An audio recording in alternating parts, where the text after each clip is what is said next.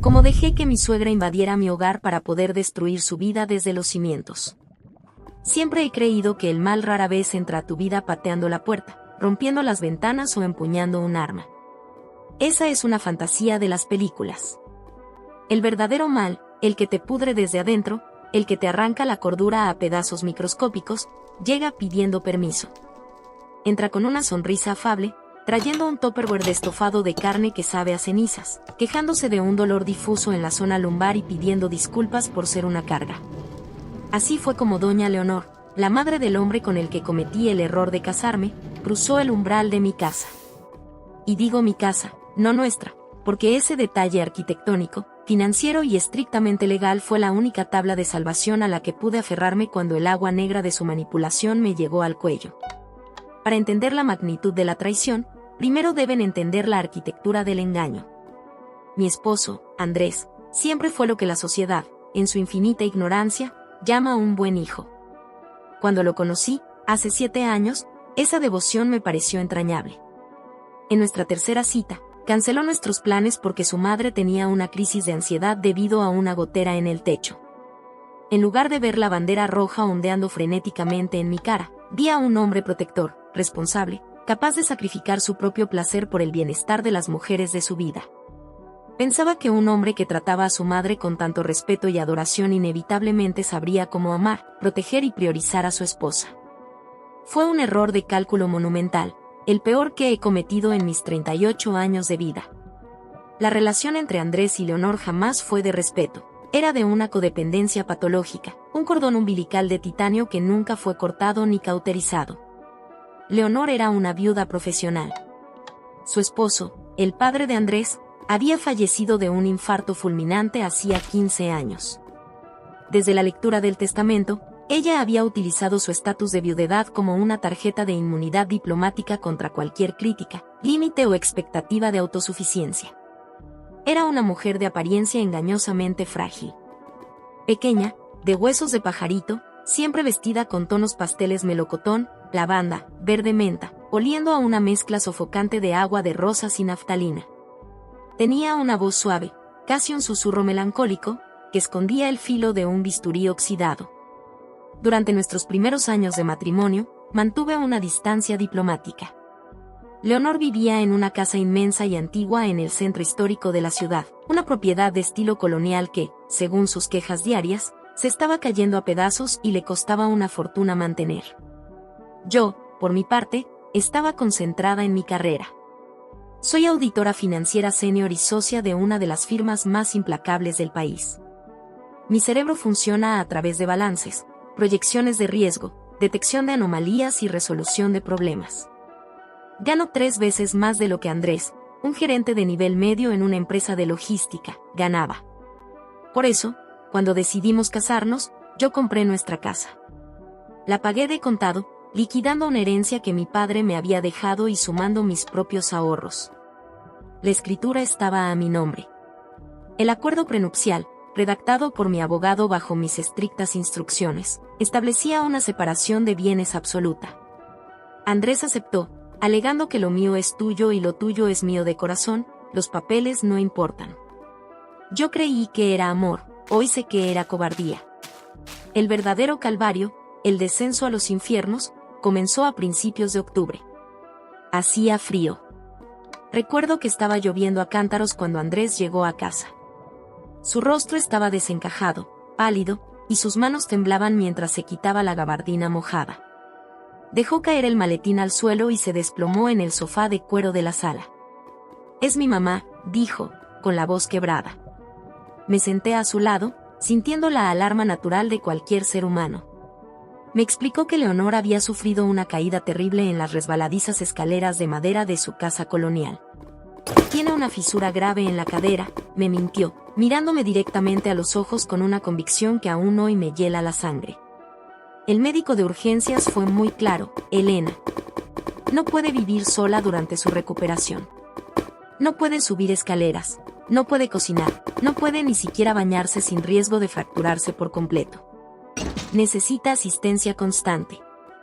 Yo, en mi ingenuidad, en mi estúpida y humana empatía, sentí una punzada de genuina compasión. visualicé a la anciana tirada en el suelo frío, sola.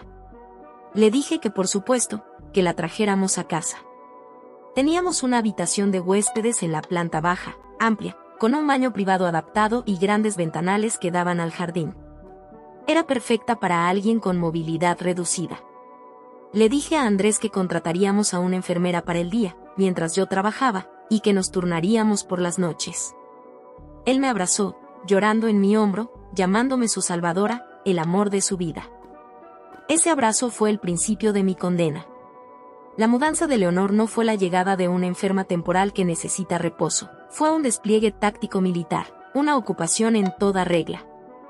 Llegó un sábado por la mañana, no en una ambulancia ni con paramédicos, sino en un camión de mudanzas mediano. Trajo consigo no una maleta con ropa cómoda, sino 3 docenas de cajas de cartón grueso. Trajo su propia mecedora, sus lámparas de pie porque la luz de esta casa es muy agresiva para mis cataratas, sus innumerables vírgenes de yeso que colocó estratégicamente en cada repisa disponible. Y una actitud de mártir resignada que inundó mi hogar desde el primer segundo. Las primeras 2 semanas fueron un ensayo de resistencia que creí poder superar. Yo cancelé mis reuniones matutinas, trabajé desde casa lo más que pude. La atendía, le preparaba caldos de pollo orgánico, la ayudaba a levantarse de la cama con un cuidado exquisito. Pero mi cerebro de auditora está entrenado para buscar anomalías, y las inconsistencias comenzaron a apilarse como facturas sin pagar. La supuesta fisura de cadera que requería reposo absoluto desaparecía misteriosamente cuando yo no estaba en la habitación. Un jueves, volví de la cocina sin hacer ruido y la vi agachándose ágilmente para recoger un recibo de luz que se había caído de la mesa de noche. Al darse cuenta de mi presencia, emitió un gemido agudo, se agarró la zona lumbar y colapsó sobre la cama, jadeando. Yo no dije nada. Aún no. El verdadero asalto, sin embargo, no fue físico, sino psicológico. Una erosión calculada y constante de mi autoridad y mi paz mental dentro de mi propio territorio. Comenzó de manera tan sutil que casi parecía accidental. Empezó por la cocina. Un día bajé a preparar la cena y descubrí que todos mis utensilios habían sido reorganizados. Mis cuchillos profesionales, que guardaba en un bloque de madera en la isla central, estaban escondidos en un cajón inferior. Las ollas de hierro fundido habían sido trasladadas al estante más alto, inalcanzables para mí sin un taburete. Cuando le pregunté, ella estaba tejiendo en su mecedora, frente a mi televisor. «Oh, querida», me dijo, sin dejar de mover las agujas, con una sonrisa maternal que no llegaba a sus ojos fríos como piedras. Las ollas pesadas deben ir arriba para no estropear la madera de los cajones de abajo, es de sentido común. Y los cuchillos a la vista son de mal gusto, atraen energías violentas. Solo intentaba ayudarte, ya que pasas tanto tiempo fuera de casa y parece que no tienes tiempo para organizar tu propio hogar. Tragué veneno y sonreí. Reorganicé mi cocina esa misma noche. A la mañana siguiente, estaban movidas otra vez. Luego, empezó a criticar mi forma de llevar la casa y mi matrimonio, siempre triangulando la información a través de Andrés. Leonor rara vez me atacaba directamente, era una francotiradora emocional. Cuando yo llegaba del trabajo a las 8 de la noche, con el cerebro frito tras 12 horas de liderar auditorías fiscales exhaustivas para corporaciones multinacionales, no encontraba un refugio. Encontraba a mi esposo y a mi suegra sentados en la penumbra de la sala, iluminados solo por la pantalla del televisor. Envueltos en un silencio conspiratorio que se interrumpía abruptamente cuando yo giraba la llave en la cerradura. Entonces comenzaban los comentarios a través de él. Estábamos cenando, yo en silencio, agotada, y Andrés soltaba: «Elena, mi mamá dice que el detergente que usas para las sábanas le da alergia, que deberías comprar el que es hipoalergénico e importado, aunque sea más caro. Al fin y al cabo, tú ganas bien». O el clásico: «Mi mamá piensa que gastamos mucho en luz porque dejas la cafetera conectada, ella desenchufa todo en su casa». O el peor de todos: «Mi mamá notó que ya no me planchas las camisas con almidón como a mí me gustan, dice que a este paso voy a ir a la oficina pareciendo un vagabundo y que eso refleja mal en ti como esposa». Intenté hablar con Andrés docenas de veces. Lo arrinconaba en nuestro baño, cerrando la puerta para que ella no escuchara. Le explicaba, con lágrimas de frustración en los ojos, que me sentía desplazada, asfixiada, tratada como una intrusa en mi propio santuario. Su respuesta fue un manual de texto de gaslighting y manipulación narcisista por proximidad. «Estás exagerando, Elena», me decía, suspirando dramáticamente y mirándome como si yo fuera una paciente psiquiátrica inestable. «Estás estresada por el trabajo y te estás desquitando con ella. Está enferma, Elena. Está vieja. ¿No puedes tener un poco de maldita empatía por una vez en tu vida? Solo se preocupa por nosotros. Es solo por un tiempo, hasta que el hueso suelde». Ese un tiempo se convirtió en 6 largos y agonizantes meses. Medio año. 180 días en los que Leonor se apoderó del control remoto de la televisión. Solo se veían telenovelas turcas y programas de chismes a todo volumen. Del menú semanal, prohibió el ajo, la cebolla y cualquier especia porque le daban gases. De la temperatura del termostato, lo subía a 28 grados centígrados, convirtiendo mi casa en un horno sauna, y, lo más aterrador y destructivo de todo, se apoderó de la mente y la lealtad de mi esposo. Andrés dejó de ser mi compañero y se convirtió en su guardaespaldas personal, su vocero y su cómplice. Dejamos de tener intimidad. Dejamos de salir. Mi vida se redujo a trabajar para mantener la casa, pagar las facturas, comprar el mercado premium que Leonor exigía, y encerrarme en mi cuarto a llorar de pura impotencia. La gota que derramó el vaso, el instante exacto y cristalino en el que el amor que sentía por Andrés se coaguló, se pudrió y se transformó en algo frío, afilado y puramente calculador, ocurrió la segunda semana de marzo. Era martes. Me desperté a las 3 de la madrugada con una sed insoportable, producto del calor sofocante del termostato que Leonor había vuelto a alterar. Me levanté en silencio, descalza para no hacer ruido. Al pasar por el pasillo que conectaba la sala con la cocina, noté un hilo de luz amarilla parpadeando bajo la puerta abatible. Y luego, escuché los murmullos. No eran los sonidos normales de una persona mayor sirviéndose agua. Era un susurro tenso, urgente. Eran Andrés y Leonor. Me detuve en seco. Me pegué a la pared del pasillo, oculta en las sombras profundas, aguantando la respiración hasta que los pulmones me ardieron. La casa estaba tan silenciosa que podía escuchar el zumbido de la nevera y, sobre él, sus voces nítidas. ¿Y qué pasa si ella se da cuenta, mamá? Elena no es estúpida, es auditora. Tarde o temprano va a pedir ver las radiografías o va a querer ir con nosotros al médico, susurró Andrés. Su voz no era la del hombre altivo que me reprendía por el detergente. Sonaba como un niño de 10 años aterrorizado de ser descubierto robando dulces. No seas cobarde, Andrés. Endereza la espalda, siseó Leonor. La voz que salió de su garganta me paralizó. No tenía absolutamente nada de la fragilidad temblorosa que exhibía de día. Era dura, metálica, autoritaria y completamente despiadada. Esa estirada no se va a dar cuenta de nada mientras tú sigas haciéndola sentir culpable. La culpa es el mejor sedante. Además, no podemos dar marcha atrás. Esa casa del centro ya está entregada y alquilada. Firmé ayer con los representantes de la franquicia de restaurantes. $30,000 al mes, Andrés. 30,000. Ese dinero es para tu futuro, para nuestro futuro. Ella gana lo suficiente en esa firma pretenciosa para mantenernos aquí a cuerpo de rey. Es su deber como esposa apoyarte. Pero, ¿y si nos echa? La casa es de ella, balbuceó mi esposo. No lo hará, sentenció Leonor con una risa seca, un sonido que sonó como papel de lija frotando cristal. Y si sigue quejándose o sospechando, cambiaremos la táctica.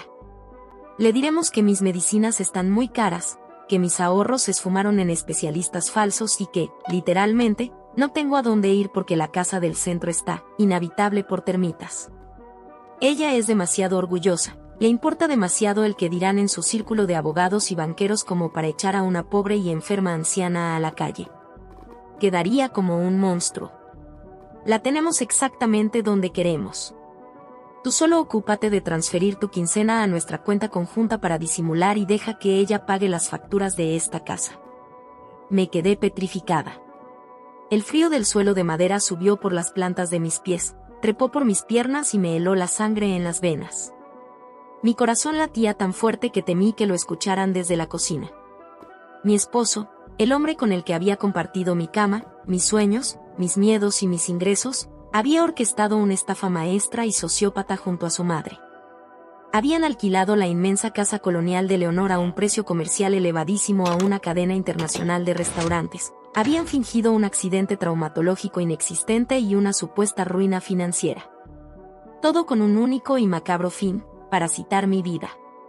Estaban utilizando mi sueldo, mi casa y mi compasión para vivir gratis, mientras ellos amasaban una pequeña fortuna a mis espaldas. Esa noche no derramé una sola lágrima. El dolor, la humillación y la furia fueron tan absolutos, tan abrumadoramente profundos, que hicieron un cortocircuito masivo en mi sistema nervioso y en mis conductos lagrimales. Regresé a mi habitación caminando hacia atrás, sin hacer rechinar una sola tabla del suelo. Me acosté en la cama, cubriéndome hasta el cuello. Miré el techo sumido en la oscuridad durante las siguientes 3 horas, escuchando la respiración acompasada de Andrés cuando regresó a la cama media hora después, fingiendo que todo era normal. En esas 3 horas de oscuridad, sentí como mi antigua yo moría. La mujer complaciente, la esposa comprensiva, la nuera tolerante que buscaba la aprobación de una familia postiza, dejó de existir. Su cadáver emocional fue incinerado. Y de esas cenizas, en la fría luz del amanecer, nació la auditora. Fría. Implacable. Meticulosa. Una máquina diseñada para destruir anomalías. A la mañana siguiente, sonó el despertador. Me levanté, me di una ducha caliente, me puse mi mejor traje sastre gris plomo y bajé a preparar el desayuno. Hice huevos revueltos, tostadas y café. Le sonreí a Leonor cuando entró cojeando falsamente a la cocina, agarrándose del marco de la puerta como si estuviera a punto de desmayarse. Le serví su café en su taza favorita, con las 2 cucharadas exactas de azúcar que le gustaban. «Buenos días, Leonor». «¿Cómo amaneció esa cadera?», pregunté, con una voz recubierta de miel. «Ay, mija, con unos dolores terribles. La humedad me está matando. Pero Dios me da fuerzas», respondió ella, bebiendo su café. Jugué el juego. Acepté el tablero y las reglas que ellos habían impuesto, pero decidí que yo sería la dueña de los dados. Durante los siguientes 3 meses, me convertí en la mejor actriz que este país haya visto jamás. Fui la esposa sumisa, fui la nuera atenta, fui la proveedora empática. Dejé de quejarme. Acepté lavar las sábanas con el detergente importado. Pagué las facturas de la luz sin pestañear. Mientras tanto, en las sombras de mi oficina, a puerta cerrada y con encriptación de grado militar en mi computadora, comencé a construir una guillotina legal, financiera y social tan inmensa, pesada y afilada que no sentirían el corte de la cuchilla hasta que sus cabezas rodaran por el suelo y vieran sus propios cuerpos decapitados. Primero, me dediqué a investigar. Al ser auditora forense, rastrear dinero sucio, empresas fantasma y contratos ocultos no es solo mi trabajo, es mi talento natural, mi vocación. A través de contactos en el registro de la propiedad, notarios conocidos y bases de datos financieras a las que mi firma tiene acceso legal, comencé a tirar del hilo. Confirmé absolutamente todo lo que había escuchado esa noche en la cocina. Leonor no solo había alquilado su casa, había firmado un contrato de arrendamiento comercial blindado por 10 años con una de las cadenas de cafeterías y restaurantes más grandes del continente. El monto mensual era exactamente $30,000, con un incremento anual atado a la inflación. Pero lo que encontré después fue el clavo final en el ataúd de Andrés. Lo que selló su destino y garantizó su destrucción absoluta. Los pagos de ese monumental alquiler comercial no iban a una cuenta a nombre de Leonor. Iban directamente depositados a una cuenta bancaria conjunta secreta, abierta en un banco de inversión que operaba en una jurisdicción diferente, a nombre de Leonor y de Andrés. Al escarbar en los movimientos de esa cuenta, descubrí el verdadero horror.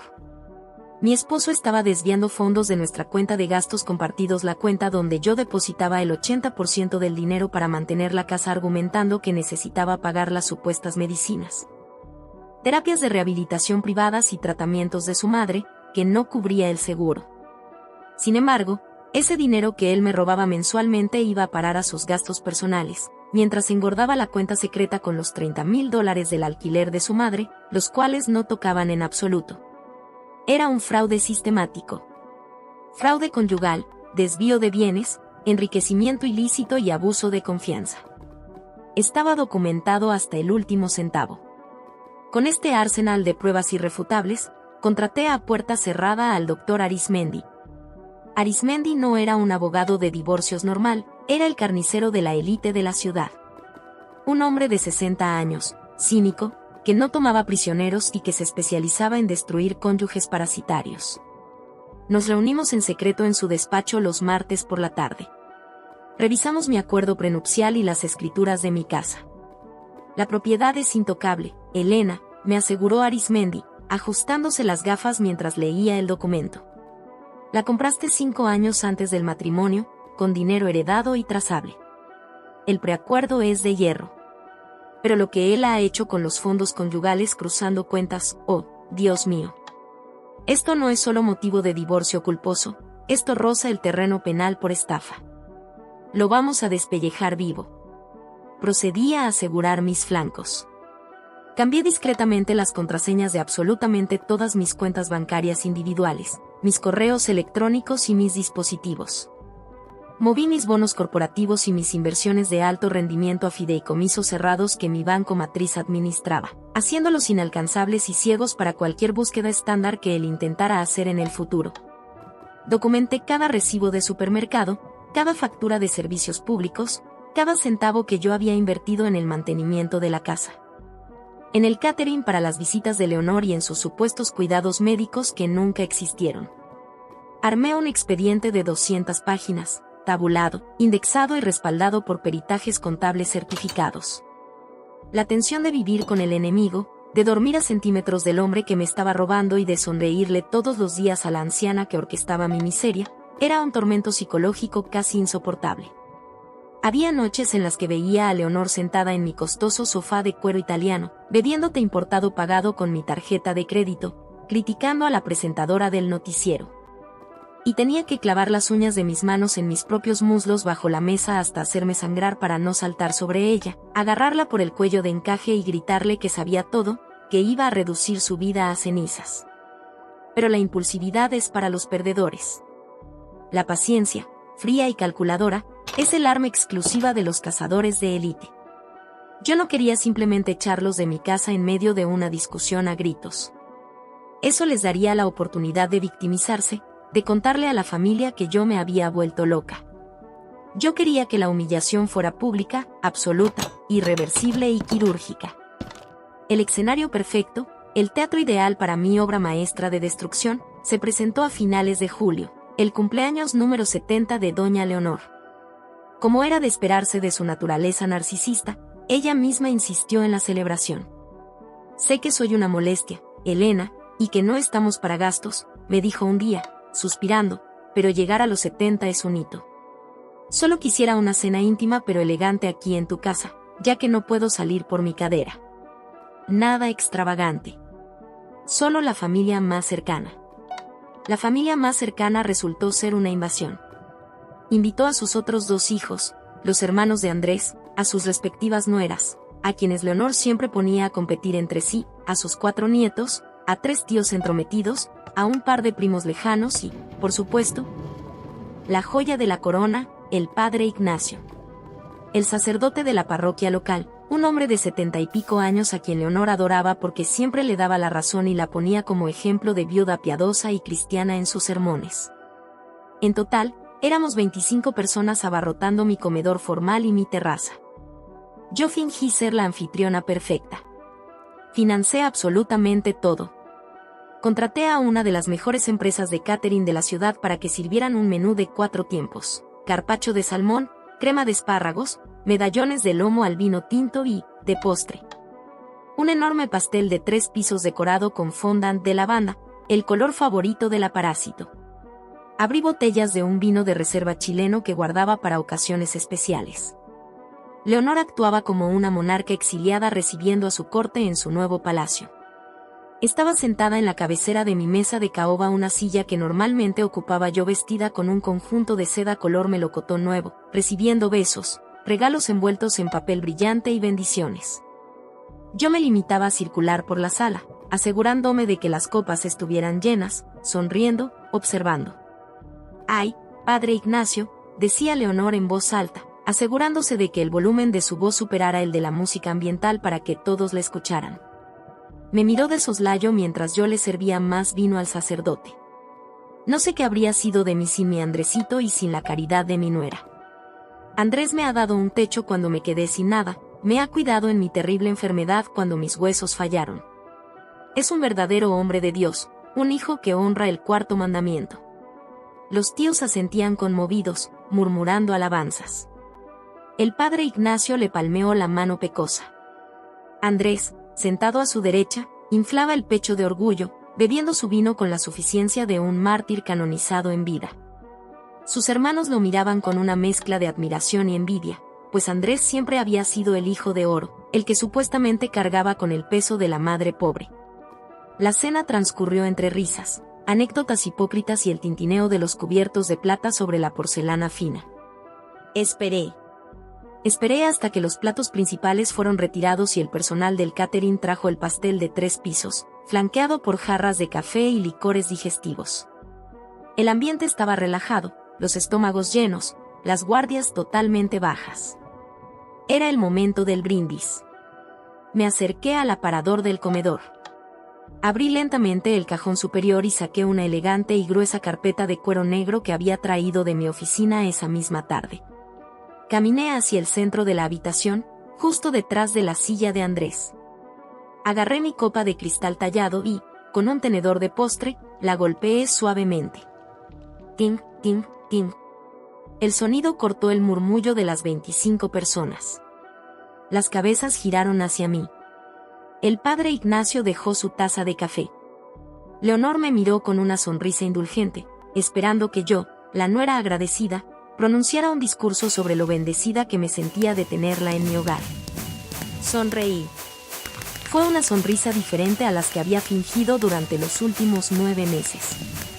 Fue una sonrisa amplia, tranquila, gélida y letal. La sonrisa de un depredador que acaba de escuchar cómo se cierra la trampa de acero sobre la pata de su presa. Quiero proponer un brindis, dije, y mi voz proyectó una autoridad resonante que hizo que el silencio en la sala se volviera repentinamente denso. Caminé lentamente hacia la cabecera de la mesa, rodeando a los invitados, sosteniendo la carpeta negra contra mi pecho. Un brindis por nuestra querida Leonor, en su 70º cumpleaños. Un número importante. Y quiero brindar por la verdad. Porque las Sagradas Escrituras dicen que la verdad os hará libres, ¿no es así, Padre Ignacio? Y yo, esta noche, después de mucha reflexión, he decidido liberar a esta familia del peso de las preocupaciones. Andrés me miró. Su sonrisa complaciente vaciló. Notó algo en mi tono, una vibración fuera de lugar. Frunció el ceño. ¿Qué haces, Elena? El discurso le tocaba a mi hermano mayor. Siéntate, por favor. Lo ignoré por completo. Como si no existiera. Me detuve junto a la silla de Leonor. Abrí la carpeta de cuero. Adentro había 25 juegos de documentos, impresos a todo color, engrapados y certificados. Comencé a repartirlos rápidamente por la mesa, deslizándolos como si fuera una croupier repartiendo cartas en un casino. Le di un fajo a los hermanos de Andrés. Otro a las nueras. A los tíos. Incluso le deslicé uno al padre Ignacio, justo encima de su plato de pastel. Leonor, continué, elevando mi voz para que resonara en cada rincón del comedor sepulcral. Quiero hacerte el mejor regalo posible. Quiero regalarte la tranquilidad financiera y médica que tanto ansías y que tanto has llorado ante toda tu familia. Todos los presentes aquí han estado profundamente preocupados por tu supuesta ruina financiera, por esa casa que se caía a pedazos, y, sobre todo, por tu milagrosa y trágica fisura de cadera que te dejó inválida. Una fisura que, sorprendentemente, no aparece en ninguna parte. Si van a la página 3 del dossier que tienen en sus manos, encontrarán los registros médicos del hospital del día de tu supuesta caída. Diagnóstico del médico de urgencias: leve contusión muscular. Recomendación: 2 días de ibuprofeno. Cero fisuras. Cero necesidad de asistencia continua. El rostro de Leonor perdió todo su color en una fracción de segundo.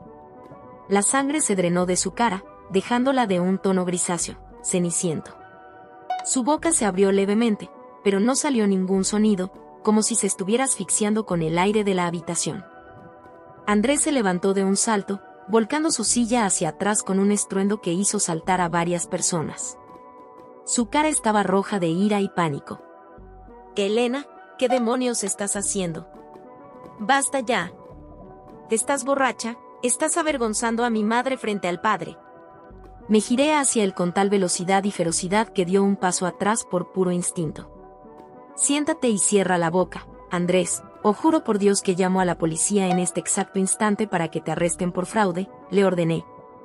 Escupiendo las palabras con una frialdad y un odio tan concentrado que lo golpearon como un bloque de cemento. Se desplomó de vuelta en otra silla, aterrado, incapaz de articular palabra. Me giré de nuevo hacia la familia. Todos, absolutamente todos, estaban hojeando los documentos con los ojos desorbitados. El silencio solo era roto por el sonido frenético del papel siendo volteado. «Pero el milagro médico no es lo mejor de la noche», anuncié, paseando la mirada por los hermanos de Andrés, que ahora tenían expresiones de pura confusión mutando hacia la incredulidad. Lo verdaderamente milagroso es su situación financiera. Lo que tienen en sus manos en la página 5, querida familia, son copias certificadas notarialmente del contrato de arrendamiento comercial por 10 años del inmueble colonial de Leonor en el centro. Inmueble que ella afirmó que estaba en ruinas. Está alquilado a la corporación Bistró Internacional. El canon de arrendamiento es de $30,000 al mes. Empezaron a pagar hace 8 meses. Un jadeo colectivo, profundo y gutural, recorrió la habitación. Una de las tías se llevó una mano al pecho. El padre Ignacio se persignó instintivamente, mirando los números resaltados en amarillo en la página. Y si pasan a la página 8, instruí, mi tono ahora era el de una profesora explicando un teorema matemático, encontrarán los extractos bancarios oficiales de una cuenta secreta offshore en las Islas Caimán. Abierta a nombre de manera conjunta por doña Leonor y mi querido esposo, Andrés. En esa cuenta, han estado acumulando y escondiendo casi $250,000 durante los últimos 8 meses. Todo este dinero entraba, intocable, mientras ellos me decían que no tenían para comer. Mientras yo pagaba de mi bolsillo la luz que ella gastaba, la comida premium que ella exigía, y las facturas falsas de medicinas que Andrés me cobraba a mí para cubrir su propio desfalco de nuestras cuentas matrimoniales compartidas. El caos estalló. Fue como arrojar una granada en un espacio cerrado. Marta, la esposa del hermano mayor de Andrés, una mujer que siempre había tenido problemas económicos severos y a quien Leonor le había negado un préstamo argumentando extrema pobreza y estar viviendo de la caridad. Se puso de pie, temblando. Su rostro estaba rojo púrpura de furia. Agarró el contrato y se lo arrojó a la cara a Leonor. $30,000 al mes, gritó Marta, su voz rasgando el aire. Y tú nos dijiste en Navidad que no tenías ni para comprarle un juguete a tus nietos. Y nos pediste prestado para pagar los impuestos de esa casa, sabiendo que mi esposo estaba desempleado. ¿Es esto cierto, mamá? Responde, maldita sea. El hermano mayor, Carlos, miraba a Andrés con un odio homicida. Tú lo sabías. Tú te quedaste con el alquiler mientras nos hacías sentir a nosotros como unos malos hijos por no poder aportar para su cuidado. Eres un parásito, Andrés. Un asqueroso ladrón. Leonor abría y cerraba la boca como un pez fuera del agua, buscando desesperadamente a Andrés con la mirada, suplicando ayuda. Pero su hijo dorado, su cómplice, estaba hundido en la silla, encogido, mirando fijamente las migas de pan sobre el mantel, sudando frío, completamente aniquilado por la exposición pública. El cobarde que se sentía muy hombre exigiéndome planchar sus camisas ni siquiera pudo levantar la mirada para defender a la madre por la que supuestamente daba la vida. La destrucción era total. La sinfonía del desastre sonaba exactamente como la había compuesto. Pero aún faltaba el acto final. Ah, por favor, un momento de atención, aún hay más, dije, mi voz cortando los gritos e insultos que empezaban a volar cruzando la mesa. Caminé hacia el aparador y saqué 2 sobres de papel manila, gruesos y pesados, que había dejado ocultos debajo de la carpeta. Caminé lentamente hacia Andrés. Me paré junto a él. Podía oler su sudor agrio, el olor del miedo animal. Dejé caer el primer sobre manila frente a él. Sonó pesado, un golpe sordo contra la madera de caoba. Esa es la demanda formal de divorcio, Andrés, le informé, con la casualidad de quien comenta el clima. Por fraude conyugal, desvío masivo de bienes matrimoniales, abuso de confianza y enriquecimiento ilícito continuado. Mi abogado, el doctor Arismendi, quien te envía saludos, por cierto, y un juez que vio estas mismas pruebas ayer por la mañana, ya han firmado las órdenes cautelares. A partir de las 2 de la tarde de hoy, todas tus cuentas bancarias, incluyendo la secreta en las islas, están congeladas por orden judicial para auditoría forense y embargo preventivo. Mañana a las 8 de la mañana serás notificado oficialmente por los alguaciles en la sede de tu oficina corporativa, frente a tu jefe y tus compañeros. Aunque asumo que tendrás que pedir el día libre, porque vas a estar muy ocupado empacando tus miserables pertenencias. Andrés soltó un sollozo ahogado. Cubrió su rostro con las manos. Luego, caminé con paso firme hacia la cabecera de la mesa. Me paré frente a Leonor, quien me miraba con ojos que finalmente revelaban verdadero terror. El terror de una manipuladora narcisista que se da cuenta de que ha perdido el control del tablero, de los peones y del juego, y que el jaque mate es inminente. Dejé caer el segundo sobre manila directamente en su regazo de seda color pastel. Y esto, doña Leonor, es una orden de desalojo inmediata, avalada por la policía, dictaminé, mirando hacia abajo, directamente a sus pupilas temblorosas. Como usted sabe perfectamente, no existe ningún contrato de arrendamiento entre nosotras. Usted es una ocupante precaria que está residiendo aquí bajo falsas pretensiones médicas y financieras, mediante un esquema de fraude demostrado, en una propiedad que, de acuerdo a mi escritura y mi prenupcial, es 100% mía. Por lo tanto, le estoy dando exactamente 48 horas para sacar sus 3 docenas de cajas, su mecedora espantosa y todas sus vírgenes de yeso de mi casa. De lo contrario, el lunes a las 7 de la mañana, la policía vendrá con una orden de fuerza mayor y la sacarán esposada por allanamiento de morada. Y por favor, ya no se moleste en fingir que cojea al salir.